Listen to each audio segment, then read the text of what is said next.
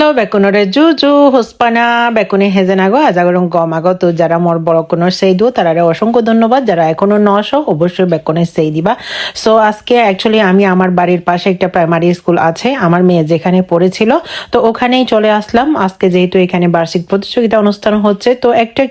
আমি জাস্ট হাঁটতে বেরিয়েছি সেগুলো একটু জাস্ট ক্লিপগুলো শেয়ার করব আপনাদের সাথে আশা করি আপনারা দেখবেন লেটস গো এটাই হচ্ছে আমার মেয়ের প্রাইমারি স্কুল ছিল আমার মেয়ে এখানে পড়েছিল প্রতি বছর আমার মেয়েও এখানে বার্ষিক প্রতিযোগিতা হয় তবে এটা কিন্তু শুধুমাত্র আমি আমার পিছনে যেটা দেখতে পাচ্ছেন শুধুমাত্র এটা খেলার মাঠ আর আর আজকে বলবো আজকের ওয়েদারটা জাস্ট ওয়াও আমাদের বাংলাদেশের মতো এখানকার ওয়েদারগুলো একদম সেম টু সেম লাগে আমার যেমন আজকে ঠান্ডা কিন্তু আজকের ওয়েদারটা সেই জাস্ট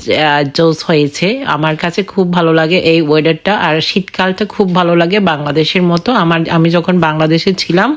তখনও আমার শীতকালটা খুব ভালো লাগতো আমি জানি না কার কোন মানে সিজনটা ভালো লাগে তবে আমার শীতকালটা খুব পছন্দ যতই বাংলাদেশের নথাং না কেন হিজু ক্ষেত্রে আবহাওয়ার ক্ষেত্রে অতটা বাংলাদেশ আর ঈদ হলদের কেনা সেম টু সেম লাগে মাঝে মধ্যে মোর যেমন বাংলাদেশে এদিকে আমার যদিও বা শীতকাল হইতে হয় কিন্তু আমার রোদ বাজাই নি করে খুব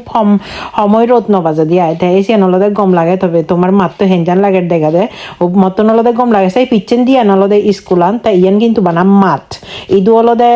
যেহেতু স্কুলান অলদে বিল্ডিং আনি অলদে আলাদা করে তুলেন তাই ইয়ান অলদে বানাম মাত্তো তারা অলদে চিনি কেন গুড়ি গুজন দিয়ে আয় তা ইয়ান অলদে হয়তো বা